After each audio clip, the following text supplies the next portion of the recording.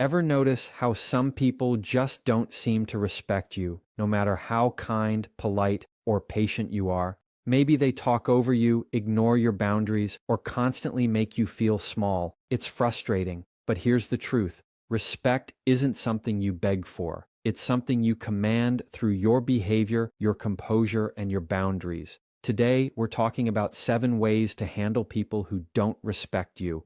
Not by yelling, not by fighting back, but by taking back your power with calm confidence. When someone disrespects you, your first instinct might be to react, to defend yourself, to explain, or to match their tone. But here's the thing, silence often speaks louder than any reaction ever could.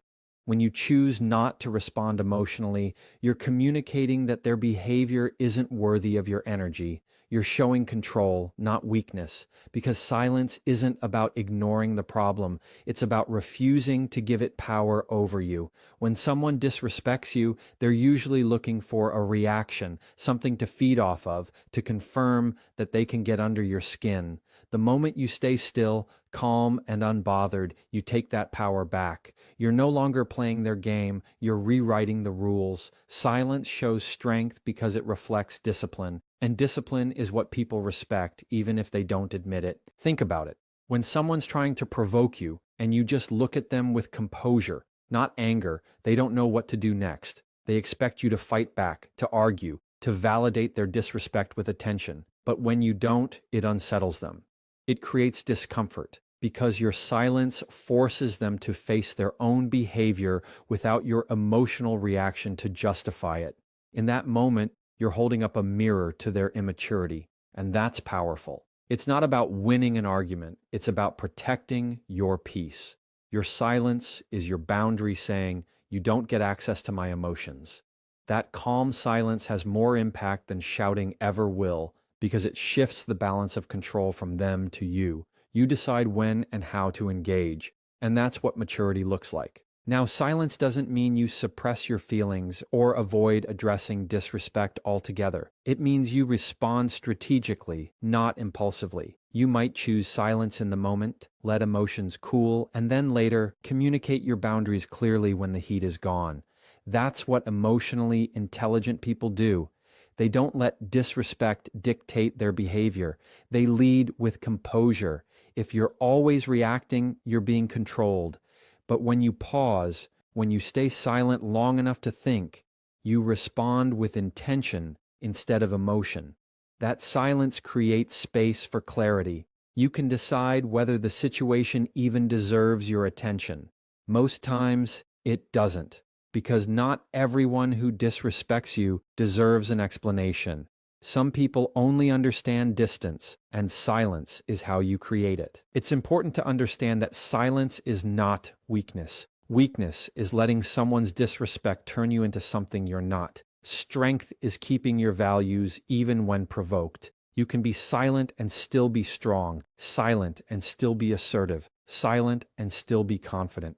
Because silence, when chosen intentionally, communicates certainty. It tells people, I don't need to prove myself to you. And that's one of the most intimidating forms of confidence. When you stop chasing validation and start choosing peace, people notice. Even the ones who disrespect you begin to sense that their words can't shake your foundation. Silence becomes your armor, light, invisible, but impenetrable. The truth is, not everyone deserves a reaction from you. Some people thrive on drama, on getting under your skin, on seeing you lose composure. The best way to show them that their tactics don't work is to stay calm, stay quiet, and stay collected. When you're silent, you're not surrendering. You're asserting control. You're saying, you can talk, but I decide what enters my peace. And over time, people learn that disrespect won't get your attention, only respect will. That's how you train people to treat you differently, not by yelling or fighting, but by showing them that the moment they cross the line, they lose access to your reaction. Your silence teaches them boundaries better than words ever could. So the next time someone disrespects you, take a breath. Don't rush to fill the silence. Let it hang there. Let it make them uncomfortable. Let it remind them that you won't stoop to their level. Because silence, when used with intention, is not emptiness. It's power. It's the sound of self-respect echoing louder than any insult ever could. When you master silence, you master yourself. And once you've mastered yourself, no one can take your peace away, no matter how loudly they try to break it. Setting boundaries without apology is one of the most powerful ways to earn respect from people who try to walk over you. Boundaries aren't walls, they're doors with locks, and you control who gets a key. When you say no without explaining or apologizing, you communicate that your time, energy, and emotions are valuable. Too often, people who don't respect you expect you to bend, to accommodate, or to justify your limits. But the moment you start defending your boundaries, you're already giving them too much room to question them. You don't owe anyone an explanation for protecting your peace. When someone disrespects you, the firmest response isn't anger, it's clarity. A calm, confident statement like, "That doesn't work for me," says more than a long, emotional defense ever could. It's not about being rude, it's about being rooted in self-respect. Boundaries teach people how to treat you. Every time you allow someone to cross one, you train them that it's okay to keep doing it. The people who truly respect you will understand and adjust. The ones who don't will push harder. That's not a sign to lower your boundary. It's a sign to reinforce it. The moment you stop apologizing for your limits, people start realizing they can't control you. And this isn't about being harsh or distant. It's about communicating with calm authority. You don't have to raise your voice or justify your needs. You simply have to be consistent.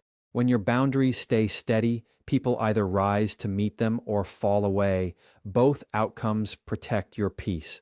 You cannot expect others to respect a boundary you constantly bend for their comfort. Boundaries are not a form of rejection, they're an act of self-respect. You see, most people struggle with setting boundaries because they fear losing relationships or being labeled as selfish. But here's the truth. If someone leaves because you set a boundary, they weren't respecting you to begin with. People who value you won't feel threatened by your limits. They'll feel safe around them. Boundaries make your relationships healthier because they create clarity. They remove the confusion about what's acceptable and what's not. They're not about control, they're about mutual respect. When you clearly define what you tolerate and what you don't, you filter out those who only stick around when it benefits them. You're not pushing people away. You're protecting the space where genuine connection can grow. Boundaries separate what drains you from what sustains you, and that's how emotional peace is maintained. The most respectful boundaries are communicated with calm, steady confidence. You don't need to over-explain, apologize, or defend your choices. The more you talk, the more room you give people to argue. A boundary doesn't need permission to exist. It just needs consistency to stand. You can say, "I'm not available for that," or "Please don't speak to me that way," and leave it at that. No debate, no guilt, no extra explanation. And when people try to test you, because they will, your response should be your consistency. The moment you give in, they learn that your boundaries are negotiable. But when you stand firm without hostility, you earn silent respect. They may not like your boundary, but they'll understand they have to deal with it. You teach people how to treat you not through your words, but through what you consistently allow. When you start setting unapologetic boundaries, you'll notice something shift inside you, a sense of peace that comes from taking control of your space. You'll stop over-explaining yourself. You'll stop tolerating behavior that used to drain you. You'll realize that your peace is not negotiable. And yes, some people will get uncomfortable. Some might even call you cold or difficult. But that's okay, because those are often the people who benefited from your lack of boundaries in the first place. Remember, when you set limits, you're not being cruel. You're being clear. Clarity isn't disrespect, it's maturity. The right people will respect it. The wrong ones will reveal themselves. Both are good outcomes because they keep your life aligned with peace and self-worth. So never feel guilty for protecting your space, your time, or your mental health. You don't need to apologize for saying no, and you don't owe anyone an explanation for choosing peace. Every time you set a boundary, you're sending a message to yourself. I respect me.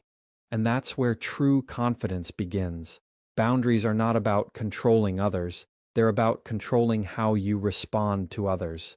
Once you learn to stand by them calmly and consistently, people around you start realizing something powerful. They can't disrespect what you refuse to tolerate, and that quiet self-assurance is what earns lasting respect without ever needing to raise your voice. When someone disrespects you, your instinct might be to mirror their attitude, to raise your voice if they shout, to get cold if they're dismissive, or to match their sarcasm with your own. But that's exactly what they want. The moment you match their energy, you've handed them control over your emotions. You've allowed their behavior to dictate yours. The real strength lies in staying grounded, composed, and emotionally steady when someone tries to pull you into chaos. Because when you don't match their energy, you communicate one clear message: you don't control me. That calm presence, that steady tone, that composed body language, it disarms people. It makes them realize that their emotional storm doesn't move you. And that kind of control doesn't just earn respect, it commands it. Because composure in conflict isn't weakness, it's mastery. Every time you react to someone's disrespect with the same energy they give, you become part of the problem. It's like two people wrestling in the mud. It doesn't matter who wins, you both get dirty. The person who stays calm, who keeps their cool, always walks away cleaner, lighter, and stronger. When you keep your composure, you protect your dignity. You teach others that your peace isn't up for grabs just because they're angry or insecure. You can disagree without being disrespectful. You can defend yourself without being defensive, and you can respond without reacting. That's emotional intelligence in action, responding from clarity instead of impulse. Because sometimes the loudest person in the room isn't the strongest. It's the calm one who refuses to be dragged down to their level. Not matching someone's negative energy also means understanding that their disrespect says more about them than it does about you. When people lash out, interrupt, or belittle you, it's rarely about you. It's about their own frustration, insecurity, or lack of emotional control. So instead of reacting, observe. Watch how their behavior reflects their inner world, not yours. This shift in perspective gives you power because it allows you to detach emotionally. You stop taking things personally. You realize that how someone treats you is a reflection of who they are, and how you respond is a reflection of who you are. You can't control their tone, their attitude, or their respect, but you can always control how much access you give them to your emotional energy.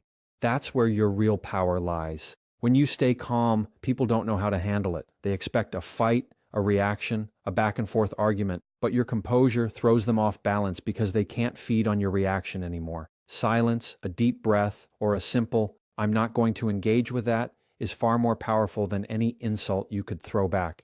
You're showing that your emotional thermostat isn't controlled by their behavior. And this doesn't mean you let people walk all over you.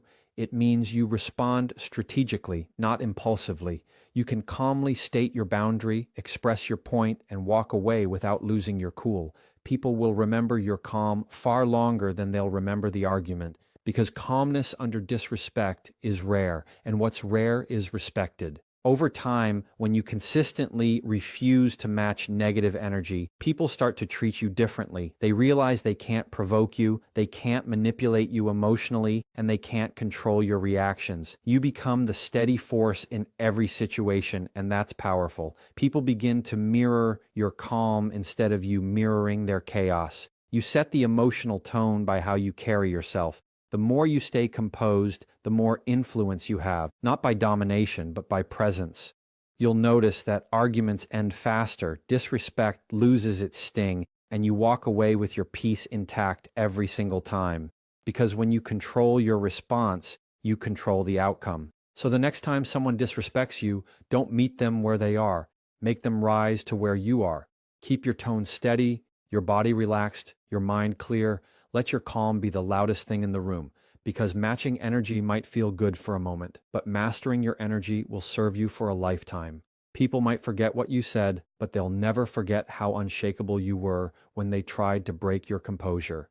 That's how you earn real respect, not by shouting louder, but by standing taller. Assertive communication is one of the most powerful tools you can use when dealing with people who don't respect you. It's the balance between standing up for yourself and staying calm, between kindness and firmness. Assertiveness doesn't mean being aggressive, loud, or confrontational. It means expressing your needs and boundaries clearly without fear or guilt. When someone disrespects you, it's easy to swing to either extreme. You either stay silent to avoid conflict or explode in frustration.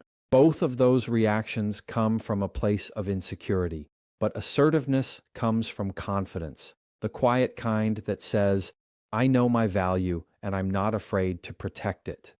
When you speak assertively, your words carry weight, not because you shout, but because you mean what you say.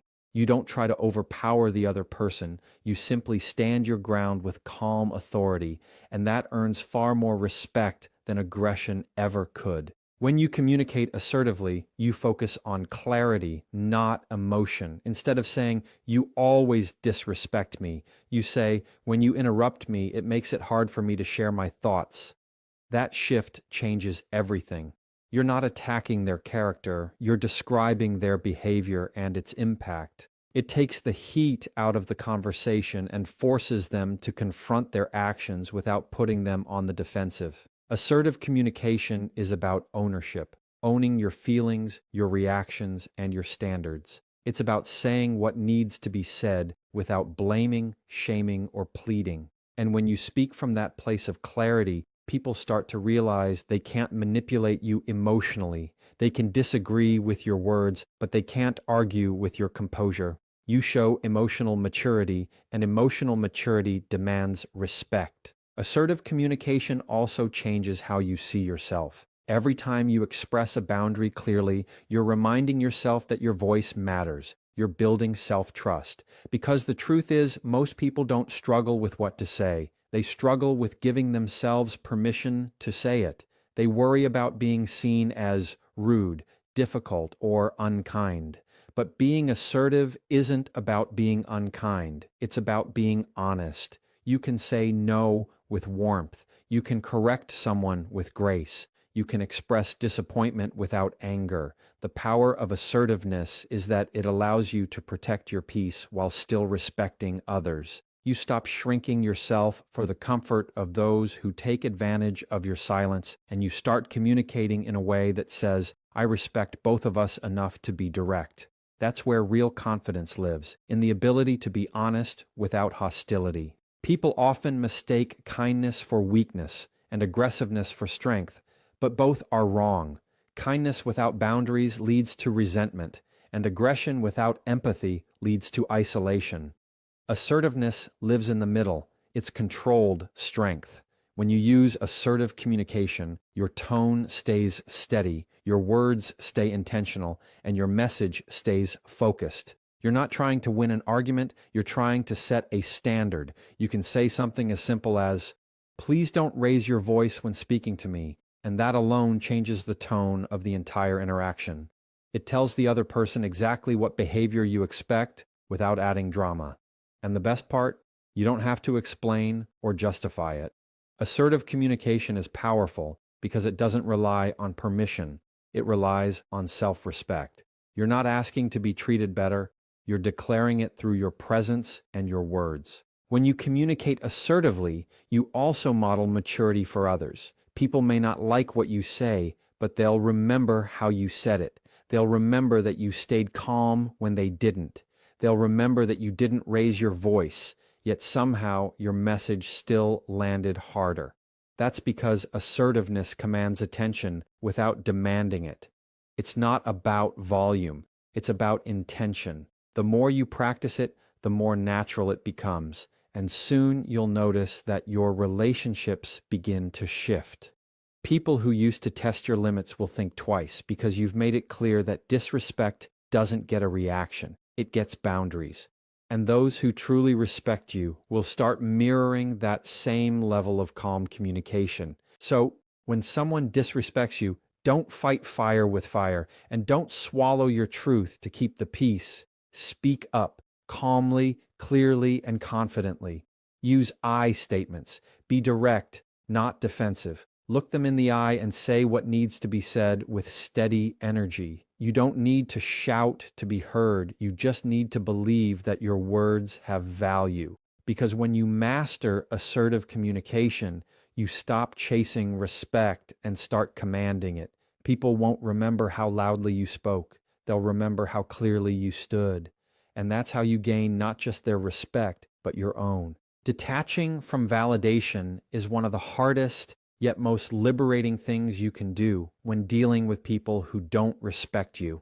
So many of us get caught in the trap of wanting to be understood, liked, or approved by everyone, especially those who treat us poorly. We think if we just try harder, explain better, or act nicer, maybe they'll see our worth. But here's the truth. You can't make someone respect you by seeking their approval. Respect isn't earned through people-pleasing, it's maintained through self-worth. When you stop chasing validation, you stop handing other people the remote control to your confidence. You begin to understand that your value doesn't decrease because someone else can't see it. Detachment isn't indifference, it's clarity. It means you recognize that how someone views you is not your problem to fix, it's their perception to carry. And when you learn to separate your self-worth from their opinion, their disrespect loses its power over you. People who don't respect you often thrive on control. They know your need for approval keeps you emotionally hooked. The moment you start detaching from that need, you remove their leverage. You stop reacting to every insult, every cold tone, every dismissive gesture. You no longer need their validation to feel good about yourself because you've learned to validate yourself internally. That's where your freedom begins. When you rely on external validation, your confidence fluctuates with other people's moods. But when your validation comes from within, no one can take it away. You move through life differently, quieter, calmer, more assured. You start realizing that not everyone deserves access to your emotions, and not everyone's opinion carries weight. The disrespect of others no longer feels personal because your sense of worth no longer depends on their recognition. You become your own anchor in situations that once made you feel small. Detaching from validation doesn't mean you stop caring about people or feedback. It means you stop depending on it for emotional stability. You can listen to someone's criticism without internalizing it. You can acknowledge someone's compliment without clinging to it. That's emotional balance, knowing that both praise and disrespect say more about the giver than they do about you. The moment you stop living for external validation, your boundaries strengthen automatically. You stop trying to convince people of your worth, and instead you start showing it through how you carry yourself. You walk differently. You speak differently. You stop explaining yourself to those committed to misunderstanding you. And the beauty of that is, when you no longer chase validation, you attract respect naturally, because people sense that your self-worth doesn't depend on them. There's an unmatched peace that comes with detachment. You no longer waste energy overanalyzing how others feel about you. You don't shrink when disrespected, and you don't inflate when praised. You stay balanced. That's what true confidence feels like.